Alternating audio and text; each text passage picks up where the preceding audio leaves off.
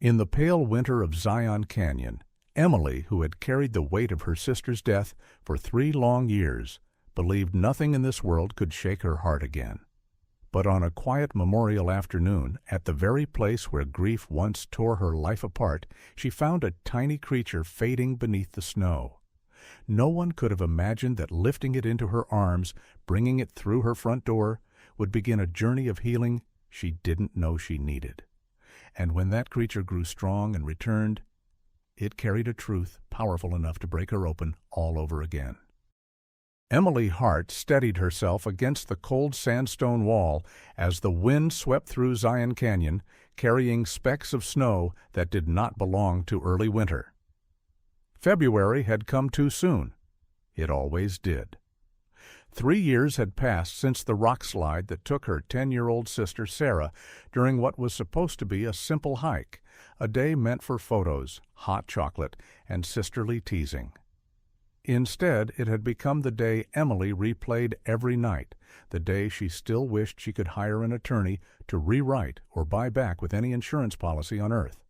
But no such protection existed for guilt. It stayed, it calcified, it clung. She walked the narrow trail that locals warned tourists about in every travel safety brochure, boots crunching on crusted snow. In her gloved hand was a small bouquet of desert wildflowers she had ordered online in a moment of stubborn hope. She knelt at the familiar outcropping, the one stained with memory, and placed the flowers in the crack between 2 stones. The sky above her was a flat, heavy gray, colorless, oppressive. It felt like the canyon itself was holding its breath. Emily whispered, "I'm sorry," the same words she said every year, as if sorrow were a form of medical care she could administer to the dead. The wind answered with a low moan between the cliffs. She rose slowly, ready to turn back toward her cabin before the storm worsened. Her therapist often reminded her that grief was a long rehabilitation program, one without a clean discharge date.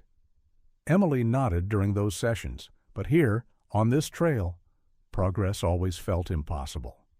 She took 3 steps down the path when something thin and broken threaded its way through the wind, a sound so faint Emily almost mistook it for shifting snow. A whimper, not human, not wind, something else. She stopped. The canyon grew eerily quiet, holding her in that silence the way a courtroom holds its witness before a verdict is spoken. The cry came again. Emily scanned the ledges until she noticed a patch of darkness trembling beneath a juniper bush 20 yards away. It wasn't a shadow. It was moving. Slowly, cautiously, she approached, each step deliberate. When she pushed aside the brittle branches, her breath vanished in a single sharp gasp. A mountain lion cub, no bigger than a house cat, lay curled awkwardly against the frozen ground. Its coat, usually sleek and golden, was soaked and matted with slush. Its sides moved in shallow, frantic jerks, each breath thinner than the last. The cub lifted its head, just barely, revealing eyes that were glassy with hypothermia and something worse, resignation. Snowflakes landed on its muzzle, unmelted. "God, sweetheart, what happened to you?" Emily whispered, forgetting every rule printed in bold font on the state wildlife site about predators, danger, and liability. The cub tried to rise, failed, then dragged itself an inch closer to her boot. Its paw, small, trembling, threaded, with tiny claws, pressed weakly against her shoelaces as if anchoring itself to the last thing it recognized as warm. Emily followed the faint trail in the snow with her eyes, a disturbed line, a smear of red, paw prints zigzagging in panic. At the end of that trail, half hidden between boulders, lay the body of a fully grown mountain lion. A fallen slab of sandstone pinned her hindquarters. The mother must have shielded her cub during the slide, exactly the way Emily once tried to shield Sarah. Emily covered her mouth with a gloved hand, the air leaving her in a trembling rush. The parallels struck like lightning, too direct, too cruel. She knelt beside the cub, touching it gently. Its fur was shockingly cold.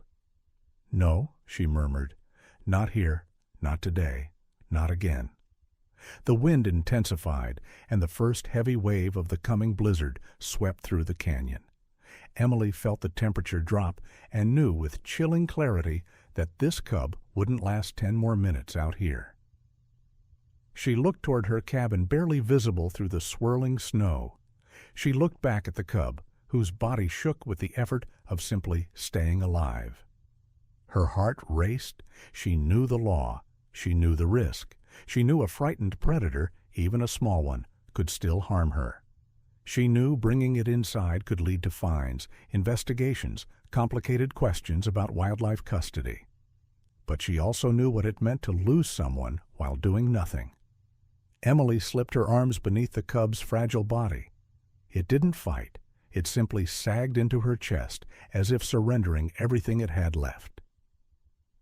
"It's okay," she whispered, her voice cracking. "I've got you." The moment she lifted it, the cub released a tiny, broken sound, somewhere between a cry and a sigh. It pierced her in the exact place where memory still bled. Emily rose against the wind, clutching the cub tightly, and with a single motion that would change everything that came after, she turned toward her cabin and pushed open the door. Inside, warmth waited. Inside, danger waited. Inside, destiny waited. "Hold on," she told the cub as she kicked the door shut behind them.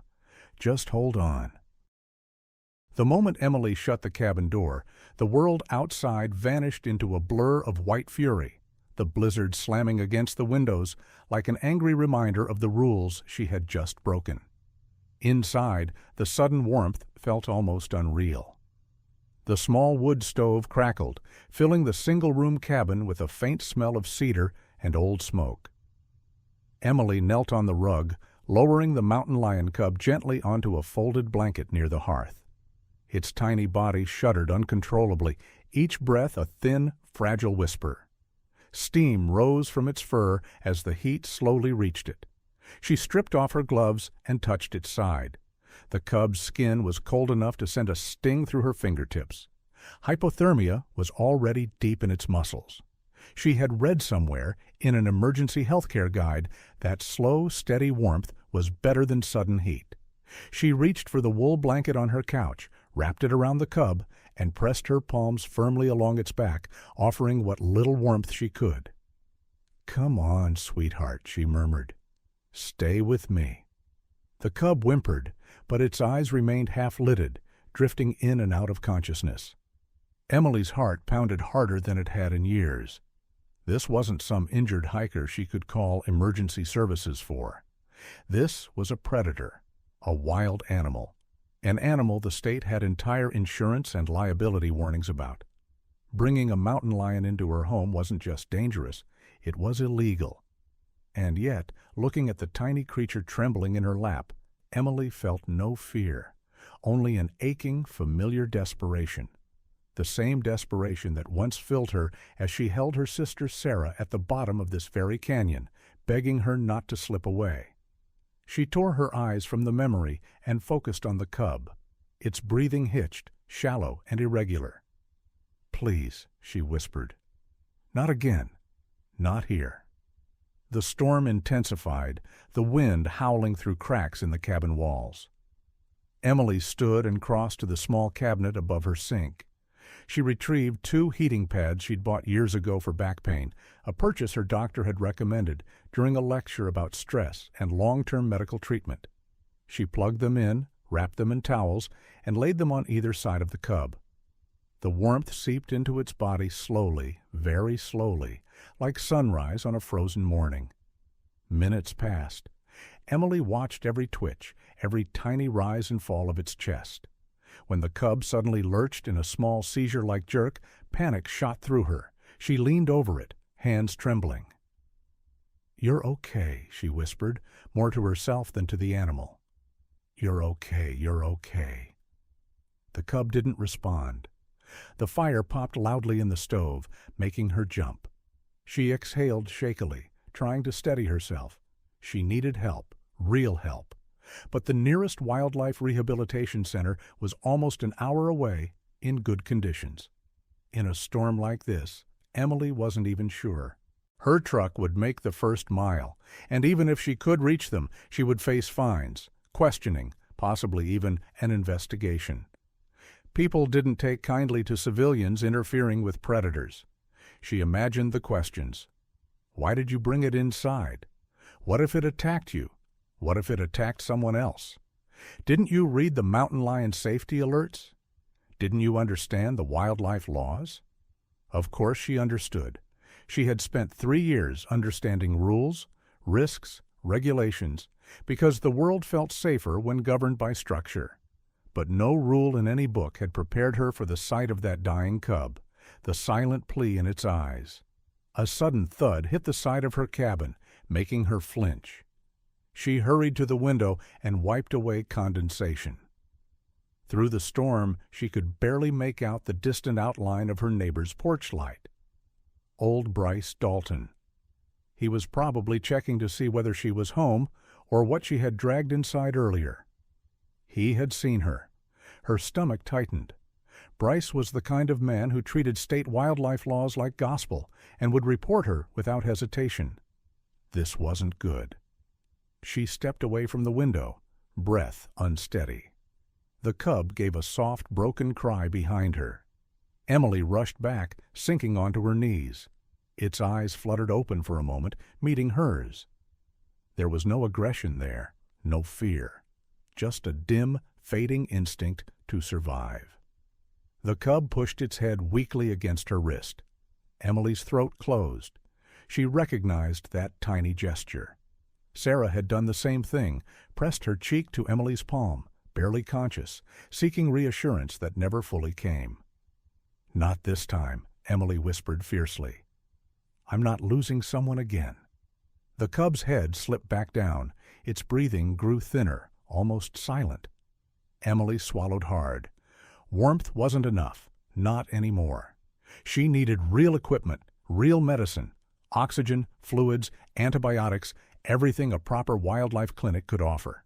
Without them, this cub wasn't going to make it through the hour.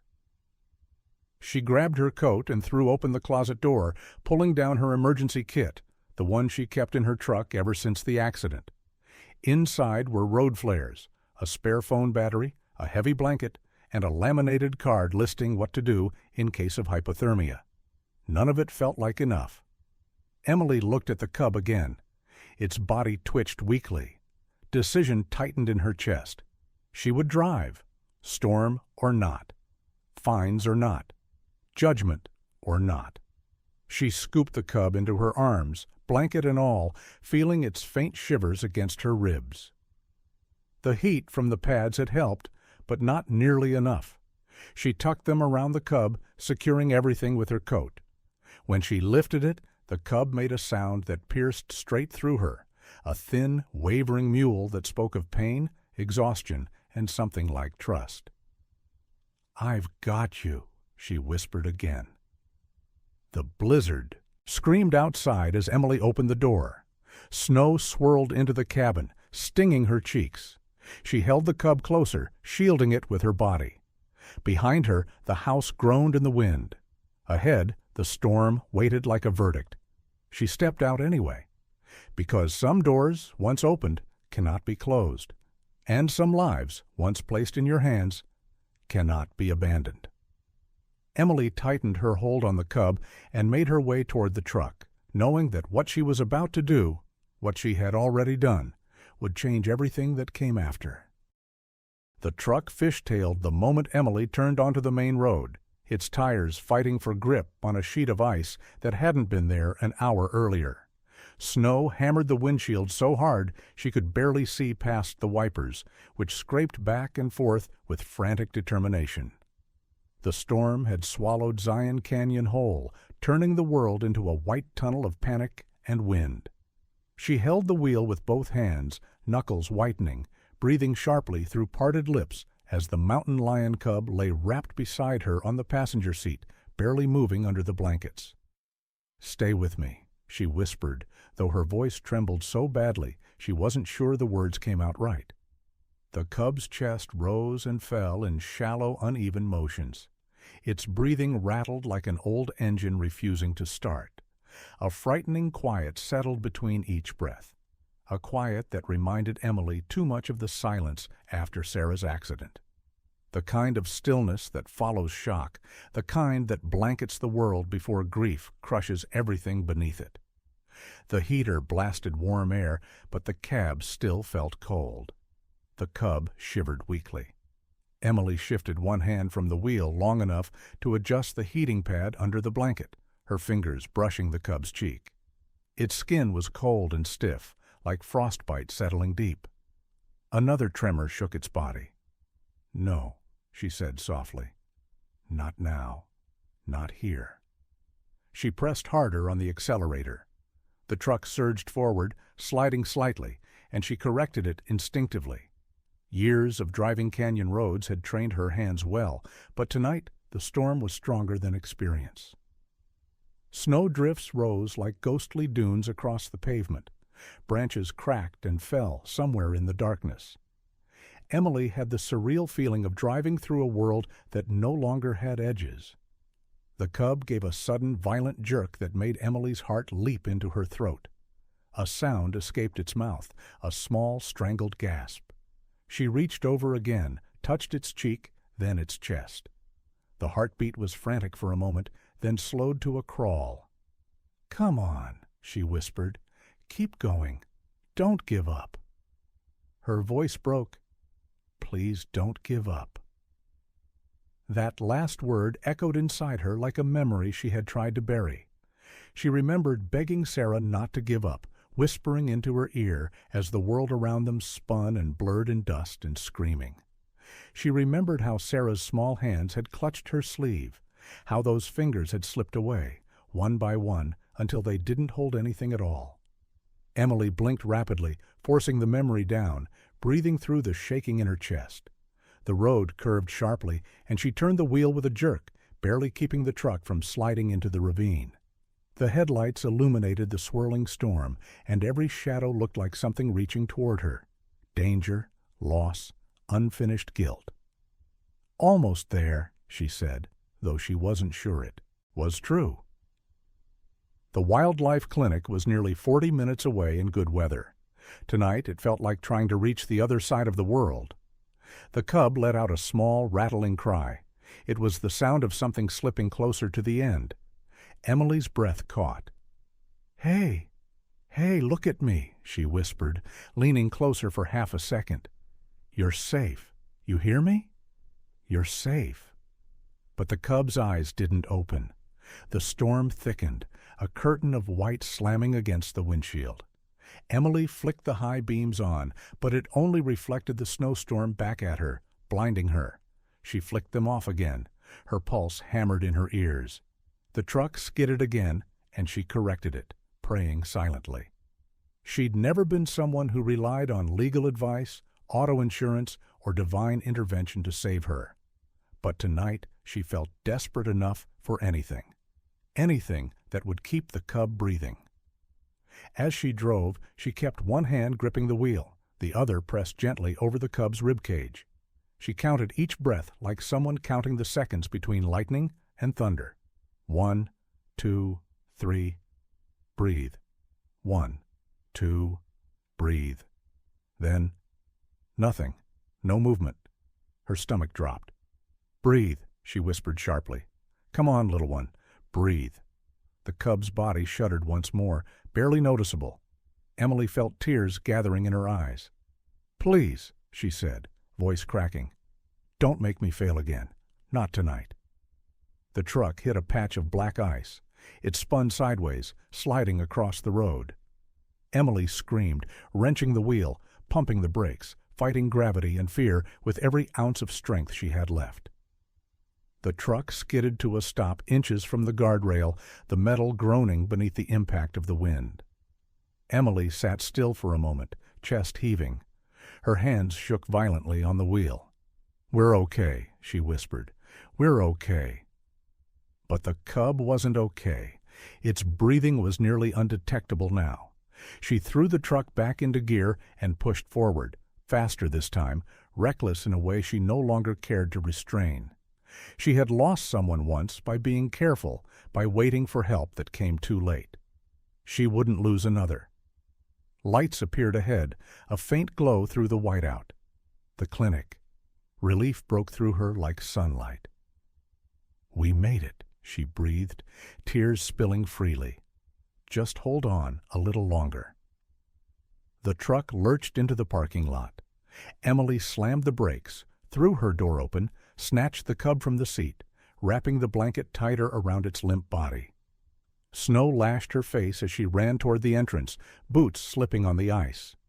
She hit the clinic door with her shoulder, stumbling inside. Warm air flooded over her. The sudden shift made her dizzy, but she held the cub tightly. "Help!" she shouted. "Somebody, please!" Her voice echoed down the hallway. A door opened, and Dr. Nolan Pierce appeared, his expression shifting instantly when he saw what Emily carried. For a moment, everything paused. The storm, her heartbeat, the nightmare of 3 years. All of it quieted as Nolan stepped forward and said the words she had been praying for. "Bring him here, now." Emily exhaled, a trembling release that felt like collapsing and standing up at the same time. She followed Nolan into the treatment room, clutching the cub like something sacred. Because tonight she had refused to lose someone again. Tonight she had saved a life, even if it wasn't hers. The clinic smelled of antiseptic and metal, a sharp contrast to the wild, freezing air Emily had pushed through moments earlier. The fluorescent lights hummed softly above her as she staggered inside, clutching the mountain lion cub against her chest. Snow clung to her hair, her lashes, her coat. She looked like someone who had run from the edge of the world. Dr. Nolan Pierce, who had been locking up for the night, froze at the sight of her. His gaze went immediately to the bundle in her arms. "What on earth?" he started, but the cub gave a thin, rattling cough, and his expression changed from suspicion to urgency. "Exam room 3, now," he ordered. Emily followed him, her boots squeaking across the linoleum floor. The cub felt lighter in her hands than it had an hour ago, and that terrified her. She laid it gently on the metal table. Nolan flipped on the examination light and leaned close, his practiced hands moving with decisive speed. He checked the cub's gums, breathing, reflexes, temperature. Each check made his face tighten more. "How long has it been like this?" he asked. "Too long," Emily whispered, her voice cracking. "I found him buried in snow. His mother didn't make it." Nolan nodded grimly. He didn't ask why she brought the cub inside her home. He didn't lecture her about wildlife regulations or the risks of caring for a predator. There would be time for that later. Right now, there was a small life losing its grasp on the world by the second. He attached an oxygen mask made for small animals, taped a heating pad beneath the cub, and inserted a tiny IV line with fluid warm to body temperature. The cub twitched once, a tiny involuntary jerk that made Emily nearly jump out of her skin. "He's severely dehydrated," Nolan said, "cold to the core, and his lungs." He listened with a stethoscope, his brow furrowing. "There's fluid, early pneumonia." Emily's vision blurred. She gripped the edge of the table as though the room might tilt. "Is he going to die?" she asked. "Not if we give him everything we've got," Nolan replied. "But it's going to be close." The steady beep of the heart monitor filled the room, each sound a distant echo of the hospital machines Emily still heard in her nightmares, machines that had once measured her sister's fading heartbeats. She flinched at the memory, then tried to push it away. Not here, not now. This cub needed her. Nolan moved around the room with a calm swiftness that came from years of emergency veterinary work. He was the kind of man who spoke little, but whose every gesture carried weight. As he injected antibiotics into the IV port, Emily watched helplessly, gripping her own elbows for stability. "You did the right thing bringing him here," Nolan said quietly, surprising her.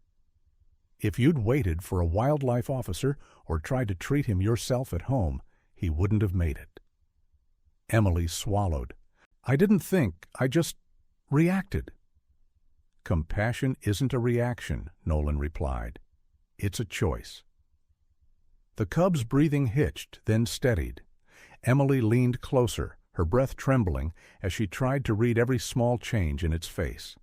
Its eyes were closed, lashes white with frost that hadn't yet melted. She brushed a thumb lightly along its cheek, barely touching. "Come on," she whispered. "You made it this far. Don't stop now." For a moment, she forgot the clinic, forgot the snow, forgot the weight of guilt she had hauled through the years. She saw only this tiny creature fighting for a life that had barely begun. Time stretched. Minutes passed in heavy silence, broken only by the hum of machines and the wind rattling against the clinic's windows. The storm had worsened outside, slamming the building in gusts that made the lights flicker. "Great night for a blizzard," Nolan muttered. "Perfect weather for a wildlife emergency." Emily managed a small, humorless smile. "I suppose I like to make dramatic entrances." Nolan didn't smile back, but his eyes softened briefly before shifting back to the cub. "He's stabilizing. Slowly. Don't get your hopes too high yet. But he's fighting." Fighting. The word lodged itself deep inside Emily. She knew what it meant to watch someone fight for breath. She knew what it meant to feel utterly powerless while life slipped away beneath her hands. When Sarah had fallen, when the dust and screams had settled, Emily had begged the world for one more breath, one more minute, one more chance to save her. Tonight felt like a second chance she had no right to receive. The cub's breathing suddenly deepened. Just once, but enough that Nolan straightened sharply. "Hold on," he murmured, lowering the oxygen mask slightly. "Come on, little guy. Let me see you." Emily held her breath. The cub's eyelids fluttered, then slowly, painfully, lifted. Two golden eyes stared up at her, clouded by exhaustion, ringed with frost, but open, alive. Emily let out a sound halfway between a sob and a laugh. Her hand flew to her mouth. Nolan nodded, satisfied but cautious, and adjusted the oxygen mask again. "He's not out of danger," Nolan said gently. "But he's responding. That's more than I expected." The cub blinked again, its gaze unfocused. As Emily leaned closer, its tiny paw lifted, barely an inch, and brushed weakly against her wrist before falling again. Something inside her cracked open. "He knows you," Nolan observed quietly. "He saw you last before he went under. That's something animals remember." Emily didn't trust herself to speak. She simply wiped her eyes with the sleeve of her jacket, trying to keep her breath steady. Then the door to the clinic slammed open. Emily startled violently, nearly knocking into the table. A gust of icy wind blew down the hallway, followed by a familiar, irritated voice. "Pierce, you better not be closing yet. We've got trouble on the highway." It was Bryce Dalton, her neighbor, the man who had likely seen her carry the cub into her cabin earlier. He stepped into the exam room doorway, snow clinging to his coat, his eyes ready to complain, until he saw Emily, and saw the cub. His expression hardened instantly. "You didn't," he said, his voice dropping into stunned anger. "Emily Hart, you brought a mountain lion into your home? Do you have any idea?" "Not now, Bryce," Nolan snapped, his tone sharp enough to shock him into silence. "We're stabilizing him." Bryce threw up his hands. "This is against every wildlife regulation in the state. She could be fined thousands. She could lose—" "Get out," Emily said quietly, her voice trembling but iron beneath. "Please, get out." Bryce hesitated, muttered something about calling the wildlife office, and stormed back into the snow. Emily lowered her head, shame and fear tightening her chest. Nolan touched her shoulder gently. "You did what no one else would have done tonight," he said. "Let's focus on that." The cub shifted again, its eyes opening wider this time, fixing on Emily with startling awareness for a creature so weak. She touched its paw softly. "I'm here," she whispered. And for the first time since Sarah's death, the words didn't feel like a promise she would fail to keep. For 16 days, Emily returned to the Wildlife Rehabilitation Center every afternoon after work, even though Nolan reminded her repeatedly that the cub needed quiet, structure, and minimal human interaction. She kept her visits short, staying only long enough to ask how he was doing and to watch him breathe. She never touched him again, never slipped a hand through the bars, never risked disrupting the fragile process of recovery. She simply stood there, a silent witness, hoping that the small life she had dragged through a blizzard would choose to keep living. But on the 17th day, everything unraveled. She arrived to find 2 rehab staff members whispering in the hallway, their faces tight with worry. Nolan stepped out of the exam room, rubbing the back of his neck. "What happened?" Emily asked. Nolan hesitated. "He's refusing food again." Emily's stomach dropped. "But he was improving yesterday." "He was," Nolan said. "But this morning he wouldn't touch the rabbit strips. This afternoon he wouldn't take milk formula. And now he's growling at anyone who comes close." He paused, meeting her eyes. "He's stressed, more than stressed. He's shutting down." Shutting down. Emily felt the words like a cold stone pressing into her ribs. "Let me see him," she said softly. Nolan studied her for a moment, as if weighing rules against instinct. Then he nodded. "Only for a minute." Emily stepped inside. The cub lay curled tightly in the corner of the enclosure, his body thinner now, his coat dull. The overhead light cast a faint sheen across his back, but he didn't lift his head. He didn't acknowledge the staff. He didn't move at all when one of the techs set down a fresh bowl of food. The only sound he made was a low, steady hum of distress. Emily took a slow step forward. The cub's ears flicked slightly. Another step. His tail twitched once, a faint recognizing reflex. She crouched down near the bars, hands resting on her knees. "Hey," she whispered. "It's me." The cub lifted his head. It was small, almost imperceptible, but he raised it, toward her, not the food. His golden eyes met hers, and something in his expression broke through the sterile distance of the room. A small sound escaped him, not a growl, not a cry, but something soft and pleading. Nolan exhaled sharply behind her. "I'll be damned." The cub rose unsteadily and walked toward Emily, each step slow, deliberate. When he reached the bars, he pressed his forehead against them. Emily froze, her breath catching in her chest. She didn't touch him, not even for a second. She simply leaned forward until her forehead rested gently on the other side of the metal. The cub closed his eyes. A connection passed between them, quiet, aching, undeniable. "He remembers you," Nolan murmured. Emily swallowed. "No. I think he needs me." The door behind them swung open, and a woman in a state-issued jacket entered. Her badge read, "Lena Torres, Wildlife Division." She was young, sharp-eyed, the kind of person who knew policy the same way others knew prayer. She gave Emily a curt nod before turning to Nolan. "Report says the cub isn't adapting," she said. "We need to make a decision." Emily stood. "What decision?" Lena opened a folder, her expression professional, but not unkind. "If he continues refusing food, we'll have to remove him from the standard rehabilitation track. He may need to be placed in long-term captivity or transferred to a sanctuary." Captivity. Like a lifetime sentence given to a creature too wild to understand it. Emily felt her throat tighten. Lena continued. "Mountain lions require independence early. If they fail to bond with their environment or caregivers, their survival rate drops to almost nothing." Emily glanced back at the cub. His small face, pressed to the bars, broke her heart in a way nothing else had since losing Sarah. "There's another option," Nolan said quietly, stepping forward. Lena shot him a sharp look. "We haven't discussed that."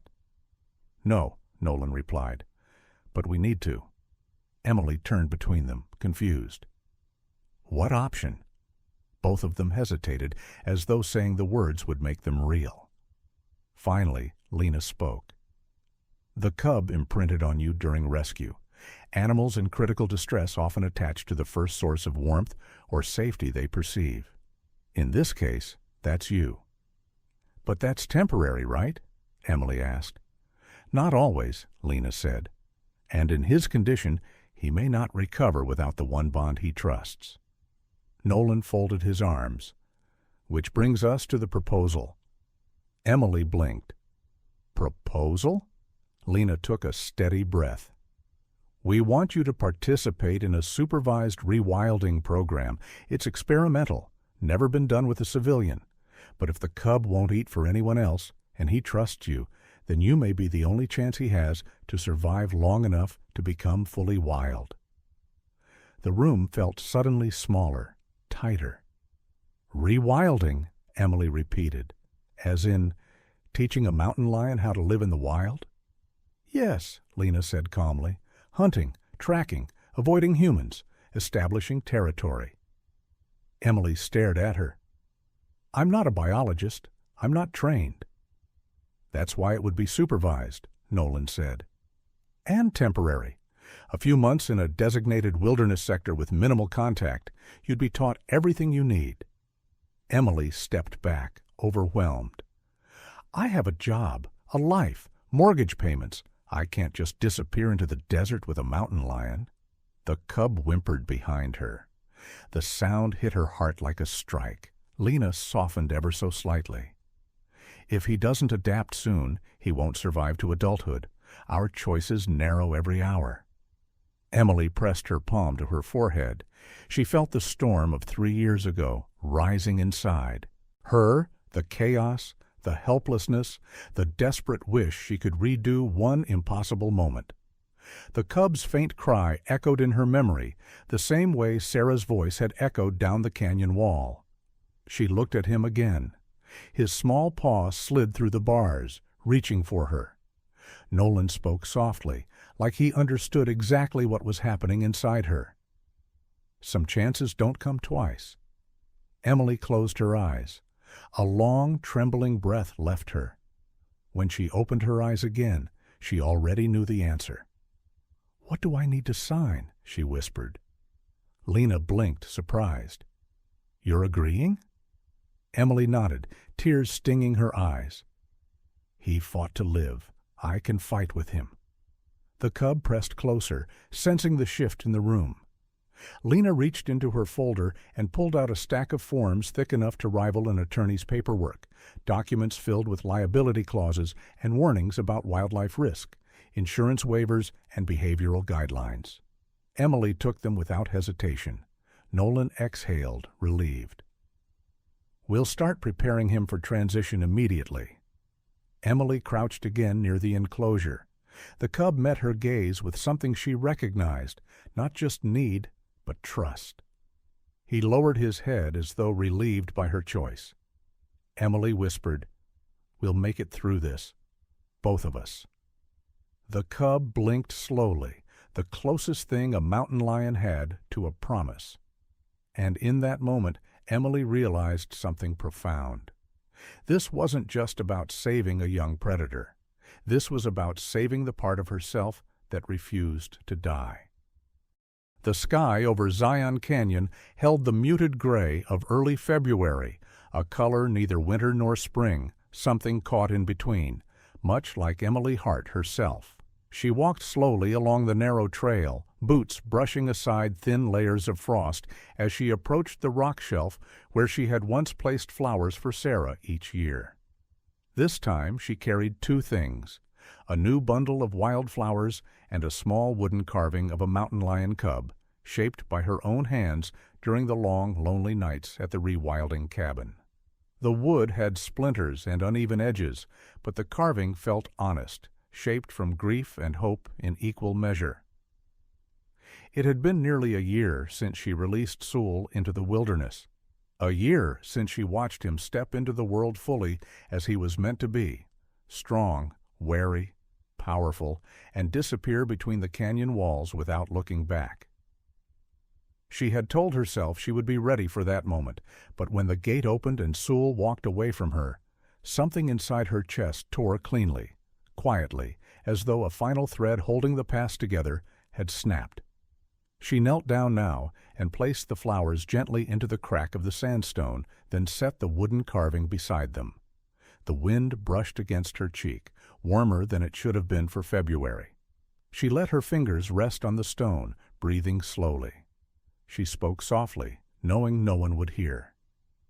"Sarah, I hope you're proud of me for trying again." The wind answered with only silence. She stayed like that for a while, letting the canyon settle around her. Over the past year, she had returned to a life that felt unfamiliar and yet peaceful. She had taken long walks without the crushing weight of guilt. She had finished the rewilding program with Lena, who had turned from a cautious official into a genuine friend. She had even started volunteering at the local rescue shelter, a place filled with the bittersweet sound of animals waiting for new beginnings. A place where she could help without feeling like she was failing. She had learned to breathe again. But today, on this trail, she felt the oldest ache inside her shifting. She stood slowly, her knees stiff from the cold. As she brushed dirt from her gloves, a faint sound drifted across the canyon, something too deliberate to be wind, too soft to be a breaking branch. She froze. Another sound followed, a low, almost questioning rumble. Her heart stumbled in her chest. No, it couldn't be. She turned. Across the canyon, standing at the edge of a ledge that overlooked the trail, was a mountain lion. Larger, stronger, its shoulders broad, its coat thick and golden under the pale light. Its eyes, calm, intelligent, unmistakable, watched her with a stillness that felt almost human. "Soul," she whispered, breathlessly. He didn't move, didn't blink. He only watched her, the way he had watched her from behind the bars of the rehab enclosure when he chose her instead of food, instead of instinct. The valley was silent except for the distant sigh of wind moving between the cliffs. Slowly, Sul stepped down from the ledge, muscles rolling beneath his coat, in a way that confirmed he had survived, thrived without her. He moved with the silent confidence of a predator who knew every inch of the wild around him. He approached to a safe distance where the land flattened, then stopped, tail swaying once. Emily couldn't breathe. Tears blurred her vision. "You made it," she whispered. "You really made it." Sul lowered his head, gripping something in his jaws. Only then did she see it, a freshly killed rabbit. He set it down with deliberate care, pushing it toward her with his paw. The gesture stunned her, something primal and symbolic in a way she could hardly comprehend. It wasn't a threat, it wasn't aggression, it was a gift, a tribute, a thank you.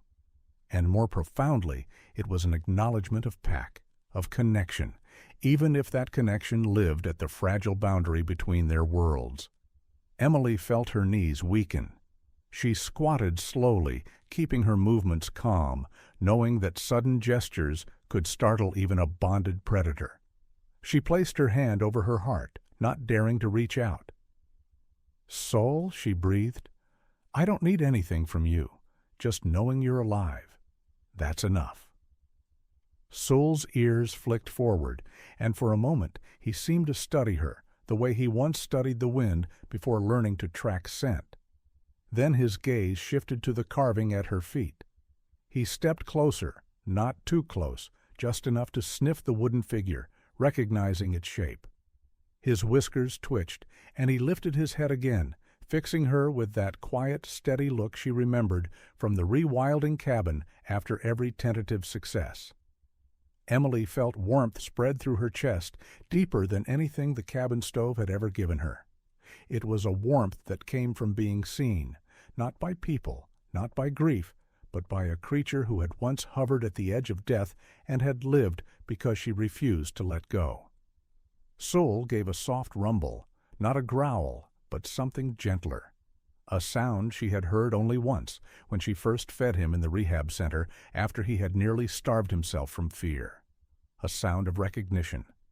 She nodded slowly, tears slipping down her cheeks. "Thank you," she said. "Thank you for coming back." Her voice broke, but she didn't hide it. Not today. Sol turned, glancing once more toward the canyon mouth. Then, with a single powerful movement, he leapt onto a boulder, pausing only long enough to tilt his head as if memorizing her shape beneath the muted sky. And then he vanished into the rock and brush, as silent as the storm that once carried him into her life. Emily stayed on the trail long after he disappeared, hand pressed to her heart, breath shaking. She glanced down at the wooden carving at her feet. She touched it gently, feeling the grooves her own fingers had. Carved months ago. The carving of a cub she once feared she would lose. A cub who had returned as a lion. The valley felt different now, warmer, lighter, almost forgiving. She gathered her things and began walking back toward the trailhead. For the first time in years, she didn't feel like someone carrying a lifetime of regret. She felt like someone who had finally been given permission to let go. In a world where people spent so much on life insurance, health care, or lawyers who promised closure, she realized that no policy or legal document could ever offer what Sol had given her today. A second chance. A quiet blessing from the wild. A reminder that survival wasn't just living, it was choosing to live again. And as Emily stepped off the trail and into the soft light of a new February morning, she felt something she never expected to feel on this day. Peace.